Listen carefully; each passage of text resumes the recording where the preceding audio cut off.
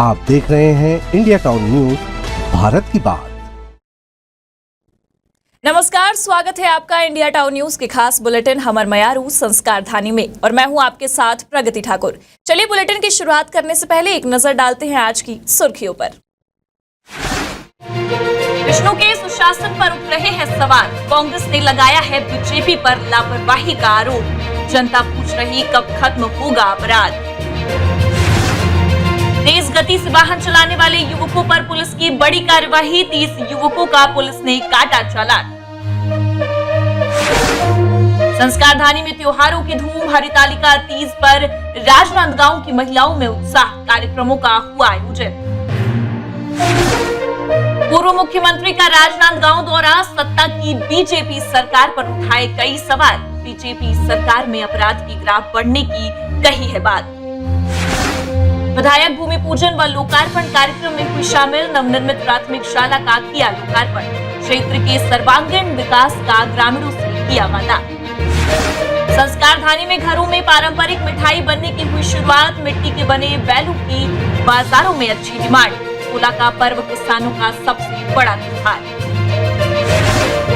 अध्यापकों की गैर जिम्मेदारी हुई उजागर, अनुशासनहीनता व लापरवाही का मामला। स्कूल से प्रिंसिपल समेत अध्यापक भी नदारद। बुलेटिन में खबरों की शुरुआत कवर्धा से करेंगे, जहां रात में सड़कों पर घूमने वाले व तेज गति के साथ बाइक व कार चलाने वाले युवकों पर पुलिस की ताबड़तोड़ कार्यवाही लगातार जारी है। पुलिस अधीक्षक डॉक्टर अभिषेक पल्लव ने रात में गश्त के दौरान सड़कों पर घूमने व सार्वजनिक जगहों पर बैठकर शराब का सेवन करने वाले युवकों पर कार्यवाही की है। बता दें कि सार्वजनिक जगहों पर शराब का सेवन करते व देर रात सड़कों पर घूमने वाले 30 युवकों पर पुलिस ने चालानी कार्यवाही की है। साथ ही साथ पुलिस अधीक्षक ने नागरिकों से अपील करते हुए कहा है कि शराब का सेवन कर तेज गति से बाइक व कार ना चलाए। साथ ही रात्रि में सार्वजनिक जगहों पर शराब का सेवन करते पाए जाने पर कार्यवाही की जाएगी। आज ट्रैफिक पुलिस और कोतवाली पुलिस गैजेटेड ऑफिसर्स के सामने हमने सिग्नल चौक पर चेकिंग किया, जिसमें 30 से ज़्यादा गाड़ी जो है वो ड्रंकन ड्राइविंग में पाया गया। शहर में देर रात अंधेरी वाली गली में इस तरह से बच्चों को बुलाकर उनको देर रात तक रखना किसी बड़ी दुर्घटना को अंजाम देने के लिए एक न्योता की तरह है। आज पुलिस ने अच्छी कार्रवाई की है। लगातार डेली अब रात में पेट्रोलिंग, ड्रंकन ड्राइविंग की चेकिंग की जाएगी और जो भी कानून तोड़ेगा वो कितना भी ताकतवर हो उसके ऊपर विधि संगत कार्रवाई की जाएगी। अगली खबर राजनांदगांव से बता रहे हैं, जहां राजनांदगांव पुलिस ने नौकरी लगाने के नाम पर ठगी कर फरार आरोपी को गिरफ्तार कर लिया है। दरअसल आपको बता दें कि भारतीय खाद्य निगम में नौकरी लगाने के नाम पर ठग ने कुल 36 लाख रुपए की ठगी की थी। वहीं पूर्व में भी आरोपी ठगी आबकारी एक्ट के मामले में जेल जा चुका है। वहीं ठगी के मामले में पुलिस को पर्याप्त साक्ष्य सबूत पाए जाने पर गिरफ्तार कर न्यायिक रिमांड पर आरोपी को भेजा गया है।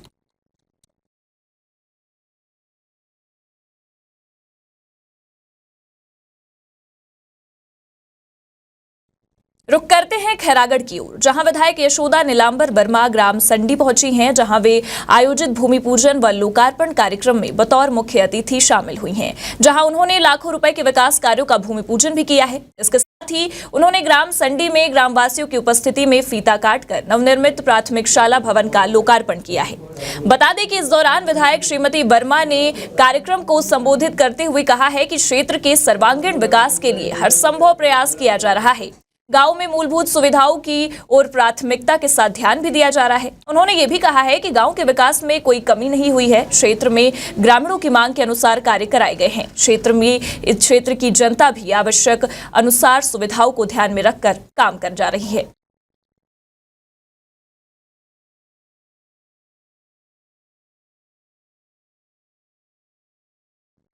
संस्कार धानी में घरों में पारंपरिक मिठाई और नमकीन बनने की शुरुआत हो चुकी है। जी हां, मिठाई, खुरमी और नमकीन ठेठरी का पोला पर्व में बनाया जाना खास होता है। मिट्टी के बने बैलों की भी मार्केट में इस बार अच्छी डिमांड देखी जा रही है। पोला पर्व पर मिट्टी के बने खिलौने बच्चों को खूब भाते हैं। बता दें कि कल पोला का पर्व मनाया जाएगा। पोला पर्व छत्तीसगढ़ में बड़े ही धूमधाम के साथ मनाया जाता है। मिट्टी के बैल और खिलौनों की पूजा भी पोला पर्व के दिन ही की जाती है। पर्व में छत्तीसगढ़ी पकवान बनाए जाते हैं। ये पर्व किसानों का सबसे बड़ा त्योहार माना जाता है। ये पर्व किसानों और खेतीहर मजदूर के लिए विशेष महत्व रखता है। पोला पर्व पर किसान बैलों की खास तौर से पूजा करते हैं। खेती किसानी में बैलों का सबसे अहम महत्व है।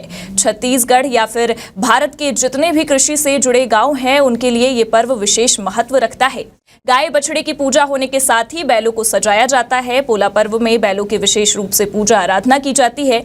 जिनके पास बैल नहीं होते हैं, वो मिट्टी के बैलों की पूजा आराधना करके चंदन टीका लगाकर उन्हें माला पहनाते हैं। ये छत्तीसगढ़ सब किसान भाई ये परंपरा चले आथे, ओखर कारण पोरा और तीजा बाद बेटी माई मन ल लानथे ले जाथे। खुशहाली सुख सोहर बढ़िया होथे। तीजा बार भगवान शंकर भोलेनाथ के पूजा करथे। से बस सब है अब बच्चा मन बर अपन अपन मर्जी बाँच गेन के पोरा के सामान एक से एक लेते खरीदते। पोला का त्यौहार इसलिए मनाए जाते हैं ताकि खेती किसानी का जो औजार का उपयोग रहता है बैल का, जो इसके कारण से मनाए जाते हैं। और तीज त्यौहार रहता है इसलिए मनाए जाते हैं उसको। किसानी का मुख्य आने कारण यही होता है कि अब बैल। तो आपने देखा पोला पर्व की तैयारियां जोरों पर है। संस्कार धानी के साथ साथ पूरे प्रदेश में इसकी उत्साह देखी जा रही है। चलिए इसी के साथ रुक करते हैं बुलेटिन में अगली खबर की ओर।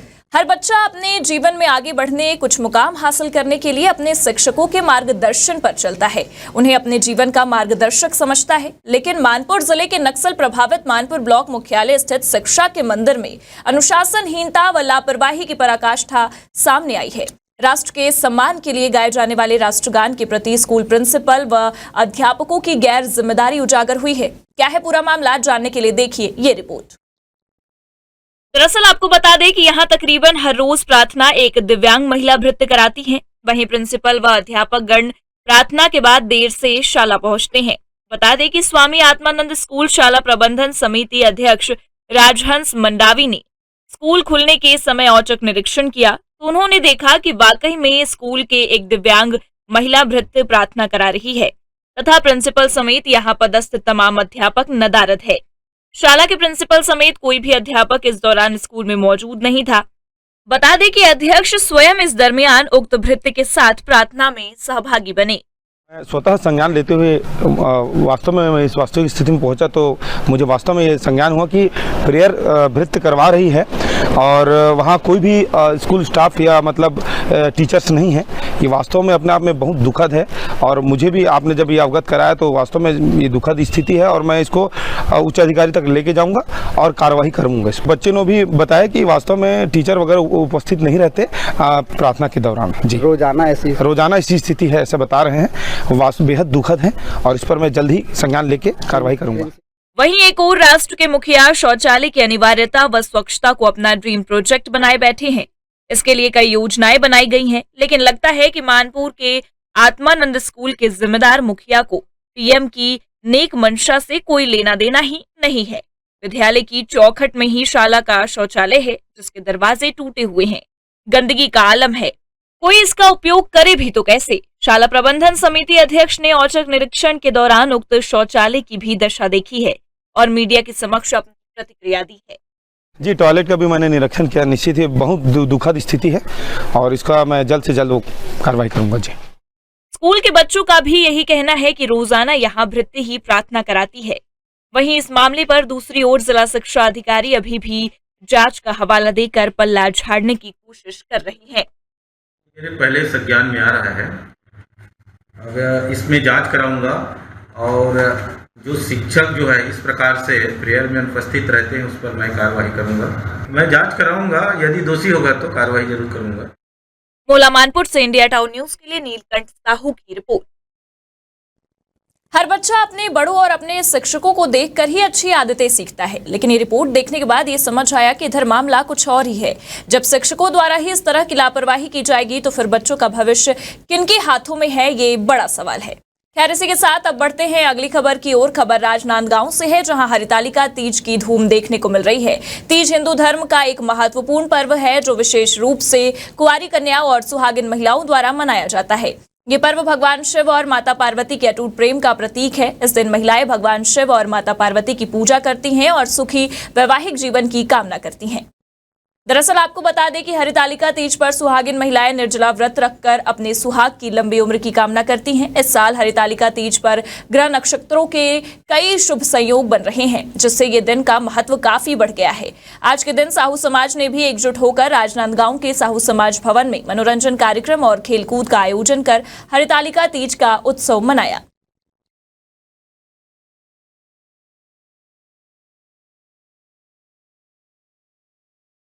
राजनांदगांव के कोसरिया यादव समाज के द्वारा आयोजित श्री कृष्ण जन्माष्टमी महोत्सव समापन समारोह का आयोजन किया गया, जिसमें सैकड़ों की संख्या में यादव समाज समेत कई कांग्रेसी भी शामिल हुए। बता दें कि इस दौरान नन्हे बच्चों के द्वारा सांस्कृतिक कार्यक्रम का भी आयोजन किया गया। कार्यक्रम में प्रदेश के पूर्व मुख्यमंत्री भूपेश बघेल भी समाज के साथ थिरकते हुए नजर आए।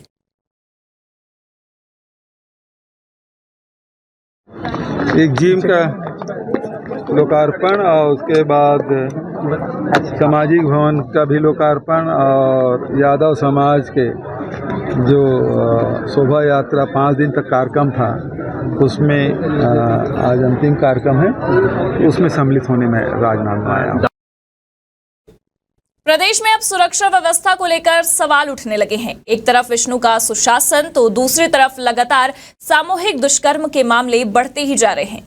महिला सुरक्षित है या नहीं, ये इस वक्त बड़ा सवाल बन चुका है। महीने भर में प्रदेश से कई सामूहिक दुष्कर्म के मामले सामने आए हैं, जिसने महतारी कहे जाने वाले छत्तीसगढ़ को पूरी तरह से शर्मसार कर दिया है। किसी भी पार्टी की सरकार हो, अपराध के बाद कार्रवाई तो होती ही है, लेकिन छत्तीसगढ़ में लगातार बढ़ रहे इन केसों को देखते हुए आज प्रदेश की हर बेटी सहमी हुई है। और सबसे बड़ा सवाल ये है कि इन अपराधों पे लगाम कब लगेगा, सुरक्षा व्यवस्था कब ठीक होगी।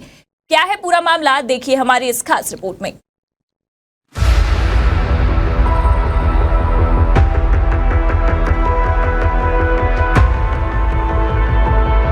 कोंडागांव, रायगढ़, भिलाई, यहां तक कि राजधानी रायपुर भी अब महिलाओं के लिए सुरक्षित नहीं है। लगातार इन जिलों में सामूहिक दुष्कर्म के मामले सामने आए हैं, जो पूरी तरह से झकझोर कर रख देने वाले हैं।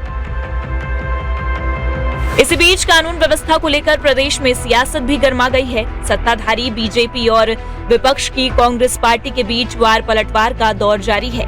बता दें कि बीते दिनों इसी बीच भिलाई में 4 साल की मासूम के साथ दुराचार के मामले को लेकर आज कांग्रेस प्रदेश अध्यक्ष दीपक बैज ने राज्यपाल रामेन डेका और मुख्यमंत्री विष्णुदेव साय को चिट्ठी लिखी है। उन्होंने इस मुद्दे पर चर्चा के लिए राज्यपाल डेका और मुख्यमंत्री साय से मुलाकात का समय भी मांगा है। बीते शुक्रवार को पूर्व मुख्यमंत्री भूपेश बघेल ने भी प्रेस कॉन्फ्रेंस कर प्रदेश में हो रहे अपराधों के खिलाफ कानून व्यवस्था को लेकर राज्य की भाजपा सरकार पर निशाना साधा था। उन्होंने डीपीएस स्कूल में 4 साल के बच्चे के साथ दुराचार के मामले में पुलिस प्रशासन की भूमिका और राज्य सरकार पर भी सवाल खड़े किए थे, जिसके बाद अब पीसीसी चीफ दीपक बैज ने भी इस मुद्दे को लेकर राज्यपाल डेका और सीएम साय से मुलाकात का वक्त मांगा है। बता दें कि पूर्व मुख्यमंत्री भूपेश बघेल द्वारा डीपीएस स्कूल और दुर्ग एसपी के आरोपों का दुर्ग सांसद विजय बघेल ने भी आरोपों पर अपनी प्रतिक्रिया देते हुए कहा है कि मामले की 2 पहलू को देखा जाए और इसकी 2 पहलू से जांच होनी चाहिए। इस दौरान उन्होंने ये कहा है कि पूर्व मुख्यमंत्री भूपेश बघेल किस सबूतों के आधार पर ये आरोप लगा रहे हैं। इसके बारे में तो वो क्या कहेंगे, मैं तो पहले ही कह चुका हूँ, वो तभी कह रहे हैं। मैंने पहले ही कहा था और मैं दिल्ली से भी ये प्रेस रिलीज जारी किया था।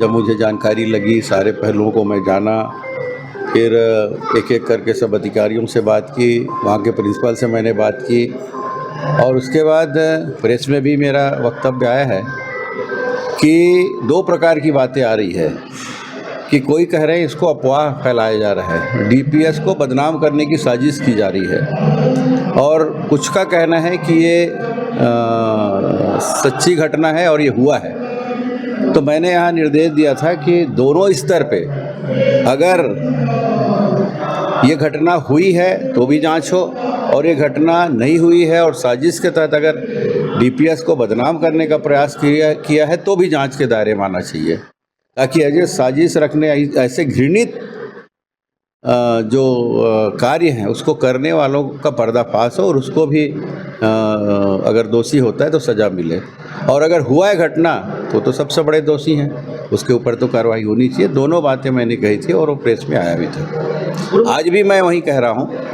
ये तो अभी अभी कह रहे हैं और वो जाने क्यों कह रहे हैं, क्या कह रहे हैं, क्या उनके पास सबूत है, क्या उनके पास ऐसे लोग आकर उनको कुछ बताए होंगे, उस स्तर पे वो कह रहे हैं। वो तो खैर असंतुलित हो गया है उसका दिमाग, जब से सरकार गई है तब से वो भ्रम की स्थिति में है। वो ऐसा समझ रहा है कि मैं अभी भी मुख्यमंत्री हूँ, लेकिन वो नहीं जानते कि छत्तीसगढ़ की जनता उनको धूल चटा चुकी है।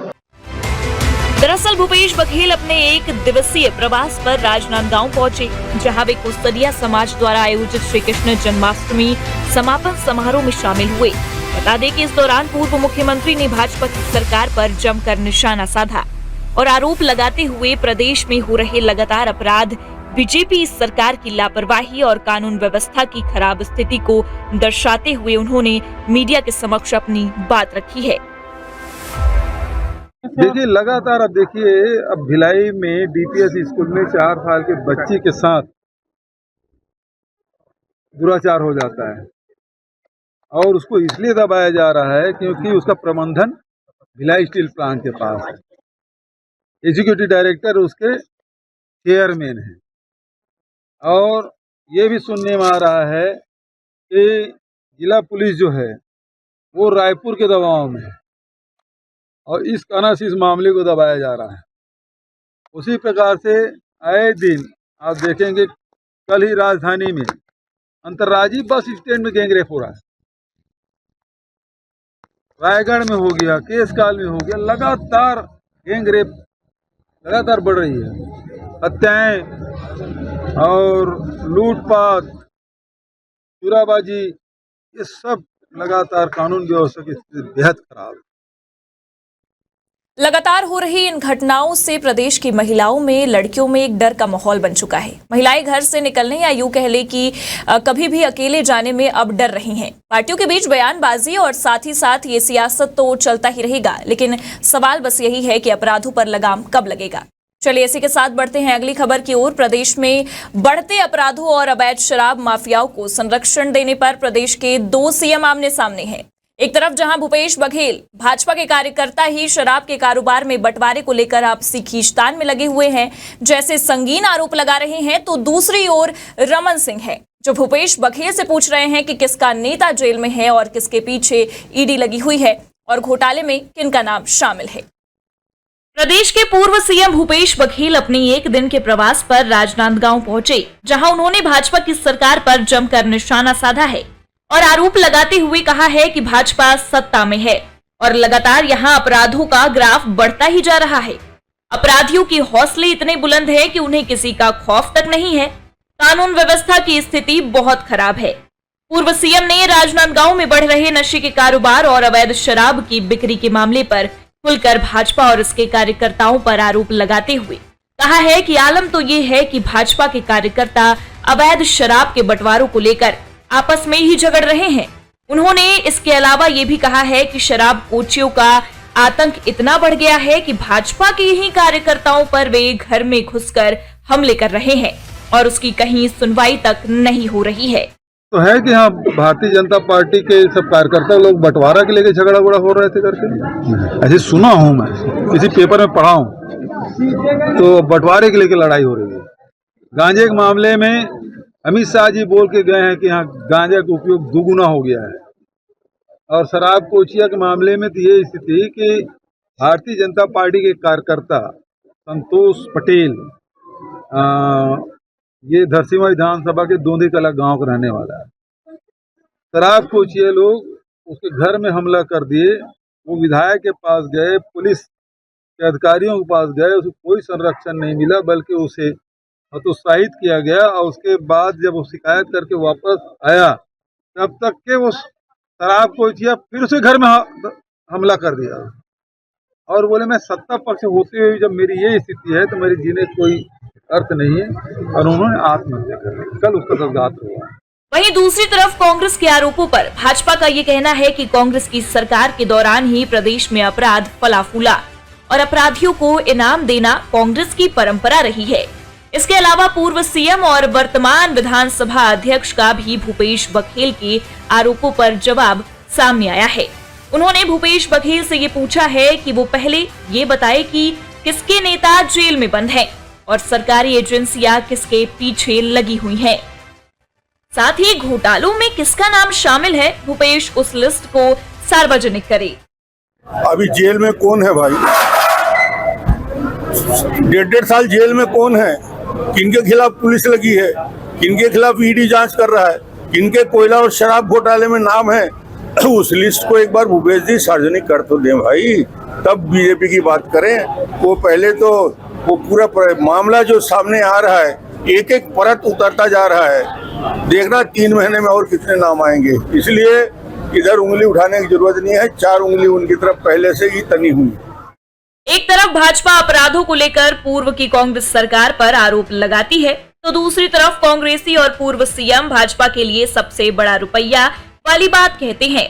लेकिन सवाल तो बस यही है कि जनता आखिर प्रदेश में बढ़ रहे हर तरह के अपराधों को लेकर किससे उम्मीदें रखे, विपक्ष के आरोपों से या पक्ष की सरकार से, जो इन दिनों बढ़ते अपराधों के चलते बैकफुट पर नजर आ रही है। और सबकी जबान पर बस यही बात है कि सरकार की पकड़ शासन प्रशासन पर ढीली हो चुकी है। लेकिन ये जरूर कहा जा सकता है कि विधानसभा अध्यक्ष के सवाल जहां कांग्रेस को तीर की तरह चुभने वाले हैं, वहीं दूसरी तरफ भाजपा के लिए किसी संजीवनी से कम नहीं है। Bureau report, India town news. और इसी के साथ हमारे खास बुलेटिन हमर मयारू संस्कार धानी में फिलहाल इतना ही। देखते रहिए इंडिया टाउन न्यूज और मुझे दीजिए इजाजत। नमस्कार। आप देख रहे हैं इंडिया टाउन न्यूज, भारत की बात।